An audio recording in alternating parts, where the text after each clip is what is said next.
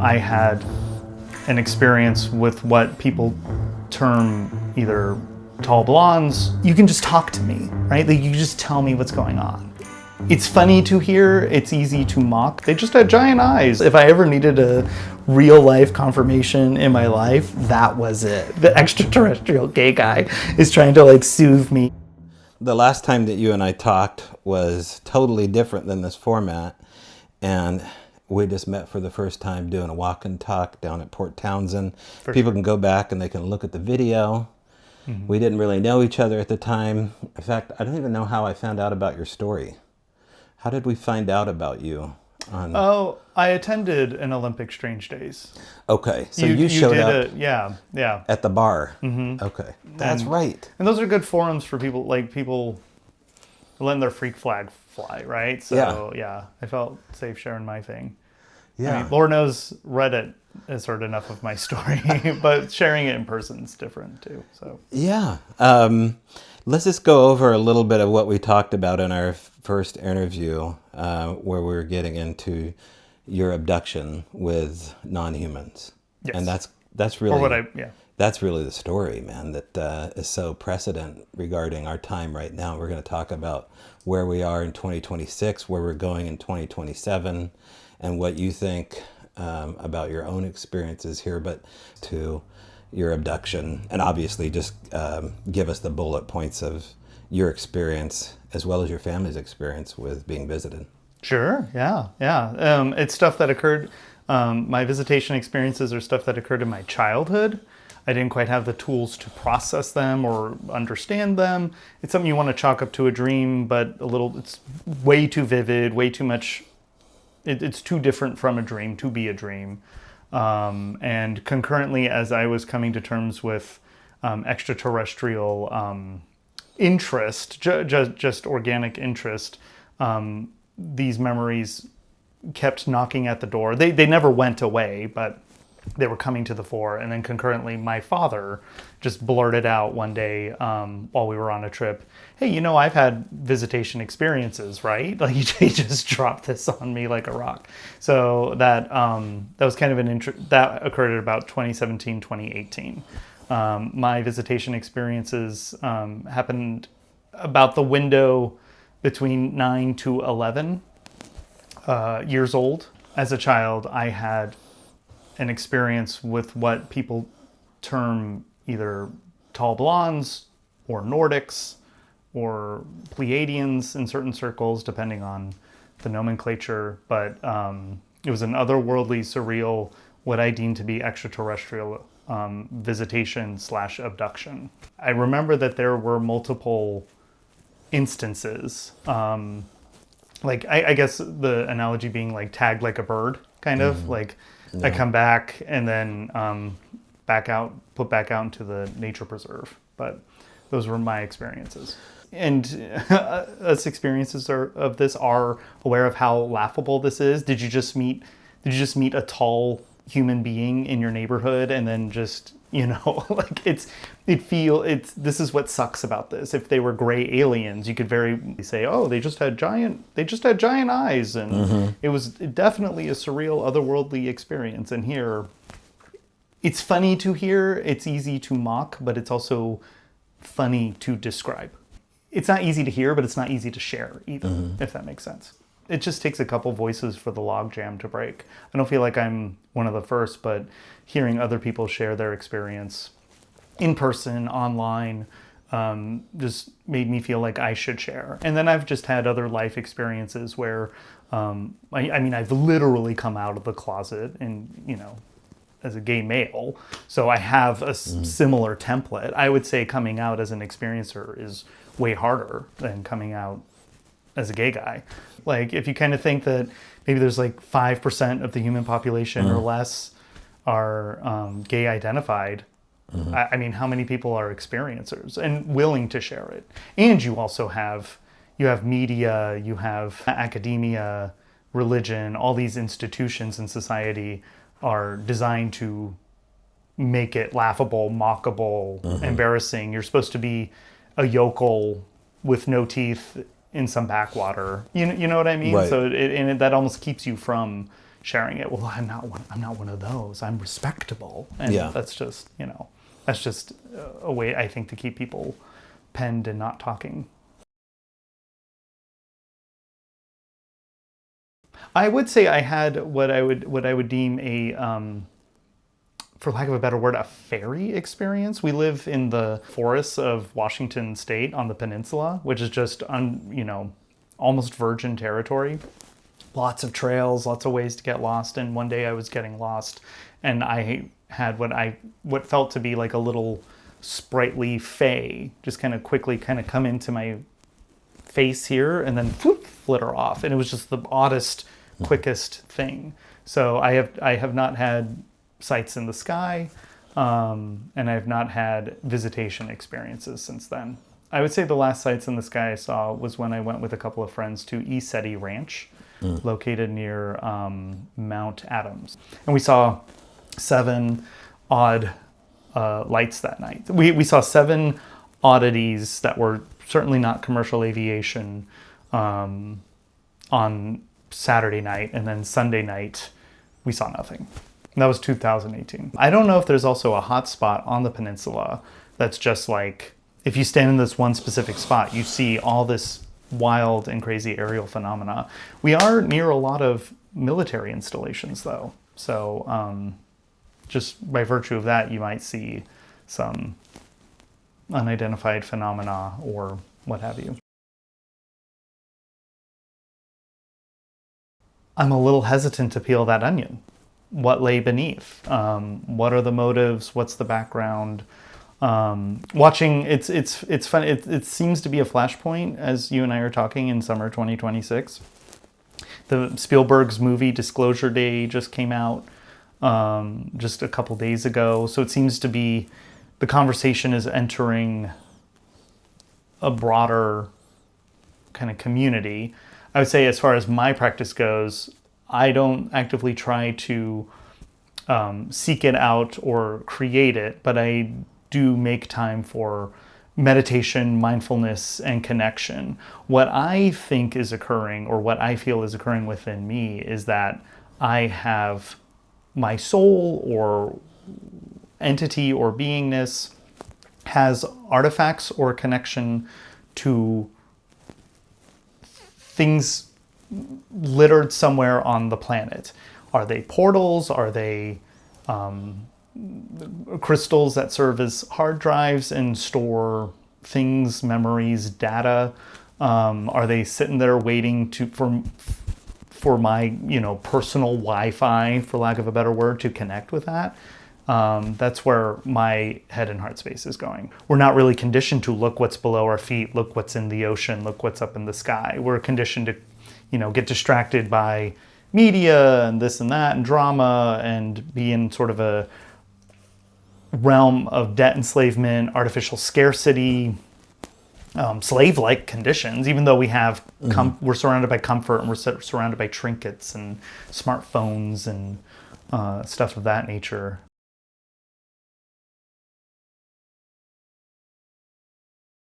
My take is I approach disclosure much like quintessential gay man. I approach disclosure much like I approach fashion. So you can maybe see if you're walking down the street in a hip or trendy neighborhood, you can maybe see certain styles kind of take form or certain colors come to the fore, and you can see a trend coalescing, and maybe you want to chase that trend. I find that when you see the trend show up in a magazine at the supermarket, the trend's a little bit over. You know what I mean?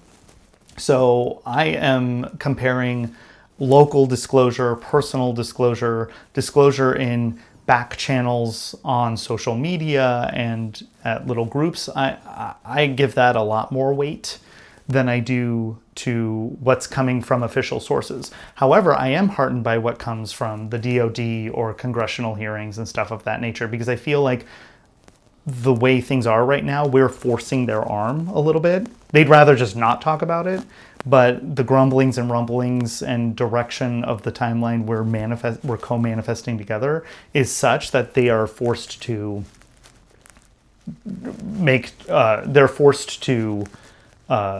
disclose, or give us a little bit of a, as Kurt Metzger on the Jimmy Dore show says, give us a little bit of a side boob peek, just a little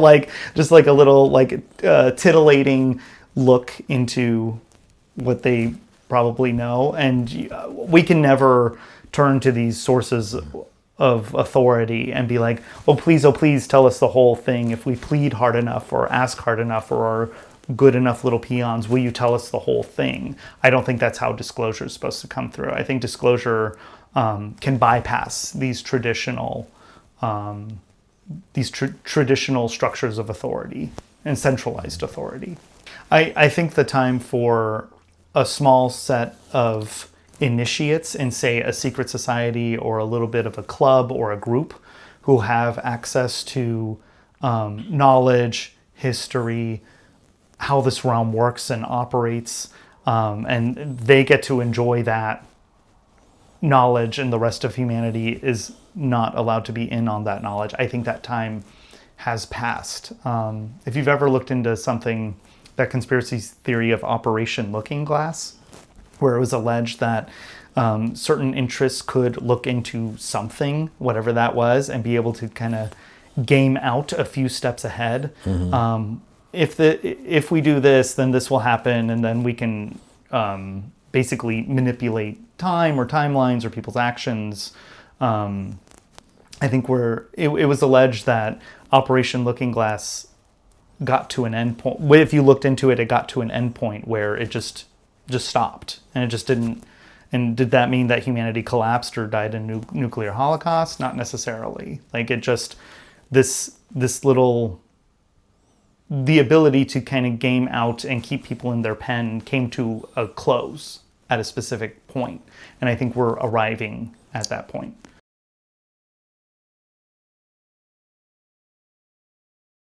So I've wondered, and I think people have wondered, why does non-human intelligence intervene or just kind of put on a light show in the sky and what have you? And I think we have a few players in this dynamic. And as humanity is cracking out of this egg and stepping into its own divine self and reclaiming aspects about humanity that are dormant, which may include the ability, like telepathy, telekinesis, stuff of that nature, I think that it's perfectly reasonable for non-human intelligence to not outright intervene. It does violate our free will.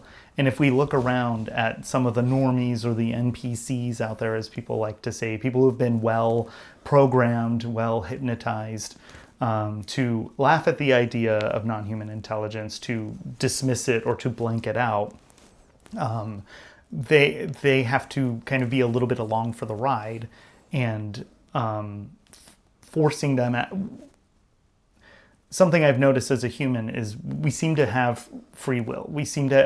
I am a free will agent. You are a free will agent. All humans and animals are free will agents. And all life is in this materium is a sequence of events. Like, we were in, I'm borrowing terminology from a Washingtonian named Cliff High, but hey Cliff, we're in an event stream, right? And all you really have, at the end of the day, all you are is just a series of choices. You can go left, you can go right, you could choose this, you could choose that. And our choice has been manipulated, and our perspectives have been manipulated. And if somebody kind of comes in and shakes us out, that's not necessarily the highest and best thing for us. I think what we need to do is discover, have it come from within. Mm-hmm. If there's a telephone, we can talk at any time on the telephone. The telephone is on the wall, but we have to first understand what a telephone is, understand it's a communication device, pick it up, and then see if there's anyone on the other side of the line. I think that's how widespread contact with non-human intelligence works. And we've got a lot of push and pull and a lot of tugging and a lot of back and forth right now. Like right now, a lot of people are worried that these are angels and demons. So any sort of discussion with any sort of non-human intelligence is surely a demon, and they have purely malevolent intentions and are out to deceive and trick and stuff of that nature. So there's a lot of fear programming. There's a lot of religious programming. There's a lot of stuff that doesn't necessarily have to work. I think you can exist in a religious framework. I think you can honor Christ or the Christ figure. There's a lot of Christians out there. I mean, isn't Jesus Christ the most famous extraterrestrial? Like, if you really think about it. But I think there are certain triggers or traps that put up somebody's defenses or walls them off. And so I don't think non-human intelligence can just simply bypass those. And it's not fair to the experiencer too. And also getting a sense of David Grush's disclosure at the congressional hearings and on the steps of Congress, where he had a press conference. He described a whole kind of range of life forms that the U.S. government allegedly knows about. For non-human intelligence to intervene with a group may not be in their best interest. It may not be in our best interests. We may have traps and triggers and sabotage elements where, if it's forced upon us that we are part of a broader cosmos, a more teeming, more populous cosmos than we've been led to believe, certain emotional triggers, mental triggers could come into play that are sabotagey or create a proclivity towards panic. People are just going to have to get a little bit more comfortable with the idea that not everything's out to harm them, and you can have your own personal protection and sovereignty. You can operate in this universe in a safe manner. The universe is not out to get you.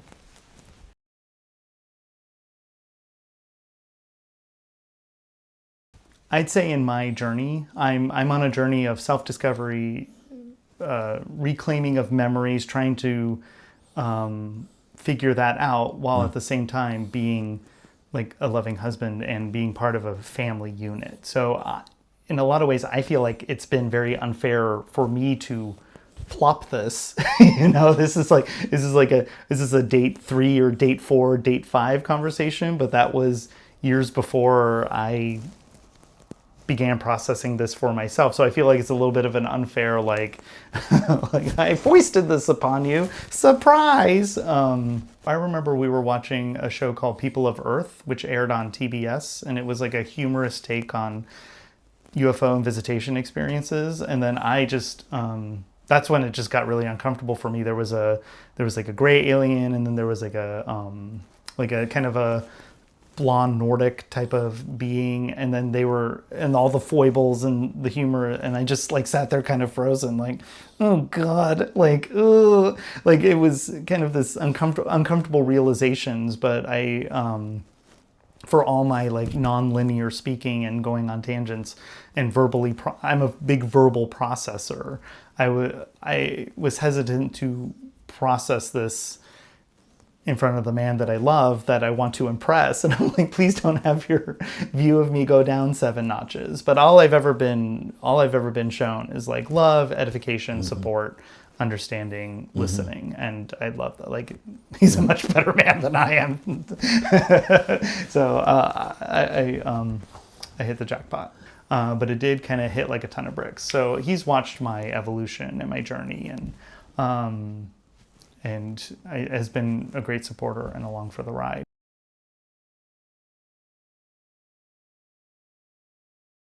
A funny thing that occurred to me on one of my runs.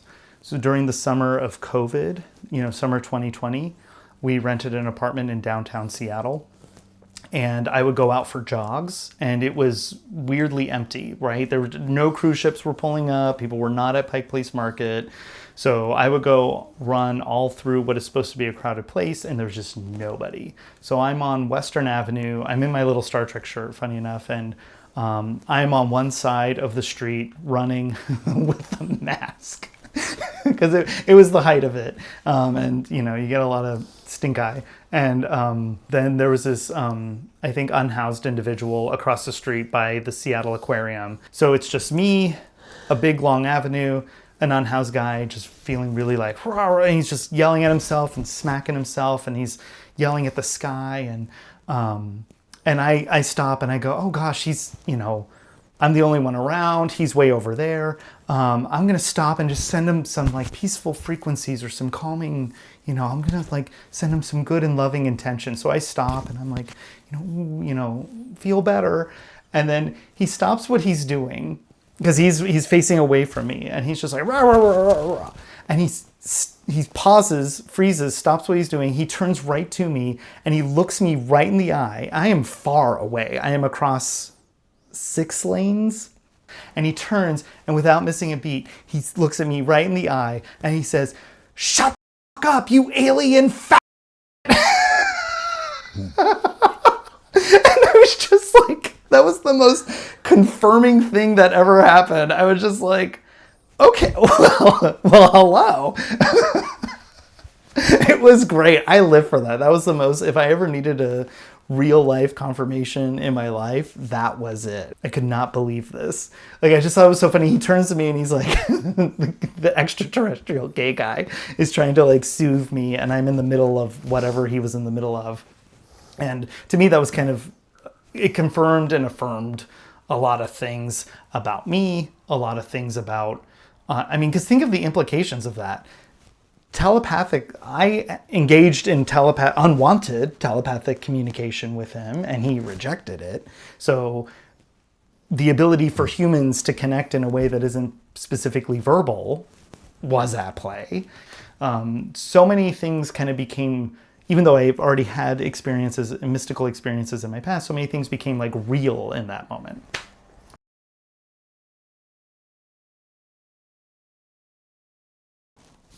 On the one hand, I'm hesitant to go poking around it more than I already have, although I'm open to it.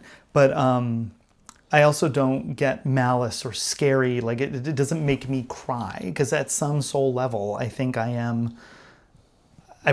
probably agreed to it. And I don't feel that that's bad or wrong or violating. And if you zoom out, if we take a 35,000 foot view, at the end of the day, like all the hippies say, like, aren't we all just one? Like, we're just all one at the end of the day. And I used to think that was pablum, and then I really started thinking that there seems to be gradations of individuation, from the totality of the unified oneness of all that's ever been and created, all the way down to the little ant, right? All the way down to the molecule. So there's gradations of individuality.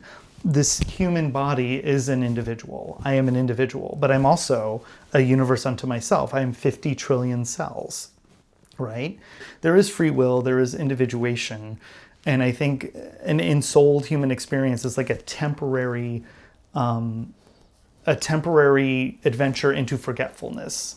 And it has its good and bad. I think what I don't like is, I do know at some level there is an agreement. I don't feel violated, but I also don't like I will say a resentment I do carry is like, you can just talk to me, right? Like, you just tell me what's going on. You just be like, hey, we're doing this right now, and then blah, blah, blah. All right, off you go. Like, I can be told things and then have knowledge. So that's something that annoys me. Like, I don't feel like anything was malicious or evil, but then I'm like, why the secrecy? Like why can't I just know? Or can I know and it's sitting right there and I haven't gone and grabbed it, right?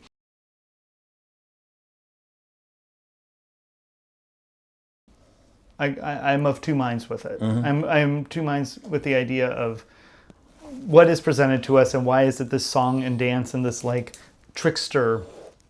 And I got to tell you, I think you, and I think humanity in general is just tired of trickster energy. And what about the motive of the either the whistleblower or the authoritative figure that's like, oh, you're not gonna like this, but, and then, are you setting me up to like be in fear mode? Because if you really think about think of all our movies that include extraterrestrials, like a lot of them are very much, they act like colonizers. They come in aggressively. They want to just wipe out the planet. They want to just terraform it. We've been cued and conditioned to be very fearful of looking out at a broader galactic cosmos. And not every being is nice, not every being is malicious. But I will say, if we are looking for malicious entities, we will find the malicious entities. And if we open ourselves up to malice, oh, I think you're going to be malicious to me, it kind of invites it in. Like if you're in the dream state and you go, oh, I hope this doesn't happen, you may engineer that thing you don't want to happen because you're giving it time, attention, and energy. I think of it like walking out of Plato's cave a little bit. If you and I walk out into the Olympic Peninsula, we're going to see flora, we're going to see fauna, we're going to see all sorts of animals. We're going to see really sweet deer, but if we pet the deer, they have ticks on them. And we may see this really beautiful flower, but as it turns out, that's foxglove, and foxglove is very toxic to touch, right? So there's a diversity of shit out there, and it's not necessarily good, it's not necessarily bad, but it requires a bit of a discernment, a bit of a having one's wits about them, and also reclaiming, like knowing that oneself is a sovereign individual that can kind of work and manipulate this realm.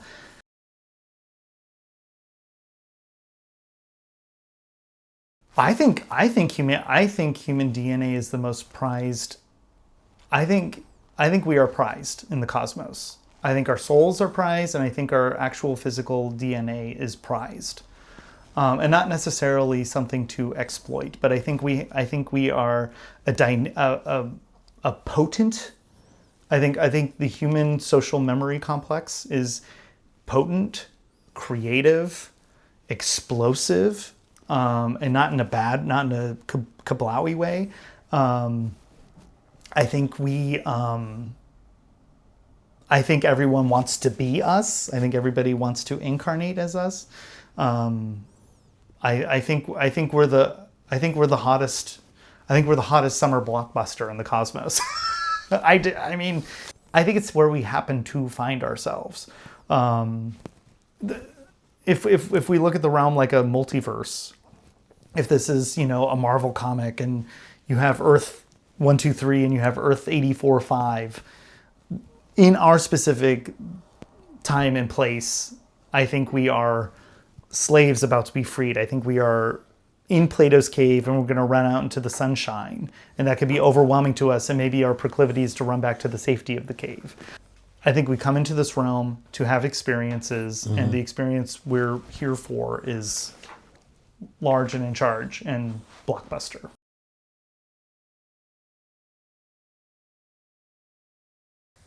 The best metaphor for what the next couple of years is going to show is dropping of drapes. Like the drapes just drop.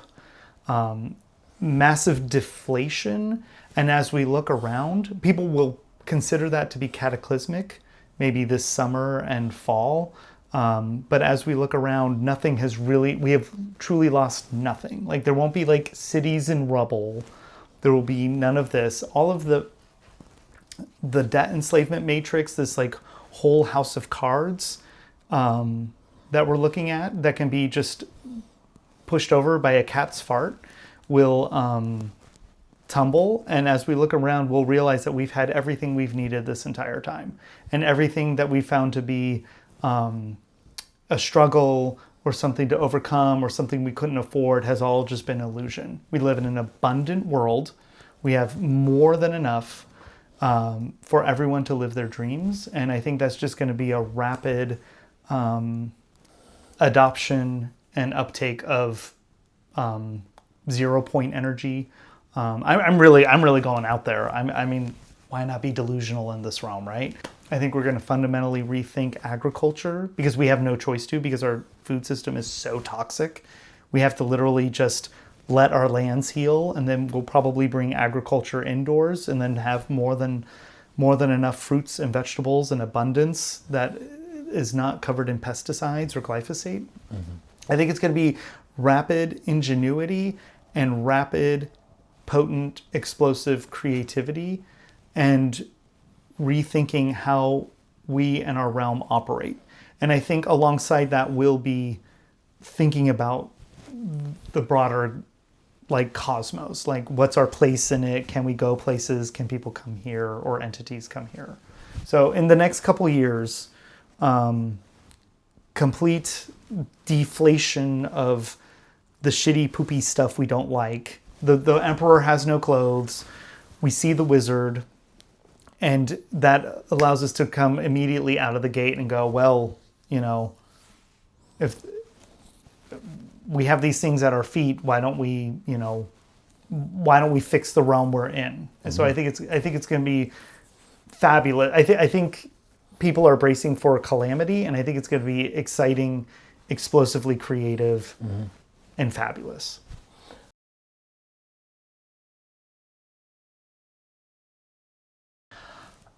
I think that that's an attempt to manipulate. I think that that's an attempt to be like, you're not going to like this. And it's like, why couldn't I like this? People are like, well, how will I know if it's like a real thing or a big fake thing? You'll know it's a big fake thing if the current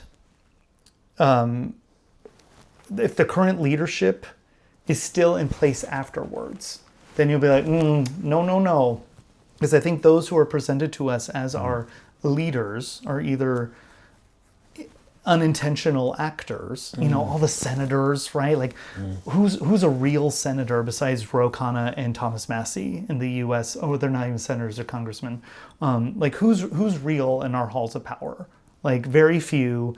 And if they are real leaders, there's some sinister ickiness to them. Like this whole House of Cards has to. It can't be. They cannot be the ones to usher us into some lovely new golden age Star Trek style reality. I think what may come from the skies, like as an event, a solar flash event, as it were, is not necessarily like that movie Knowing with Nick Cage, where they all just get like blasted in the end. I think that's what the oligarchs are all trying to build bunkers real fast. I think they have this idea that it's going to be cataclysmic like before. I don't believe that's in the cards for us. Because we should just have been obliterated just years ago. Alex, thanks for your time. Hey, yeah, thank you. Thank you, Adam.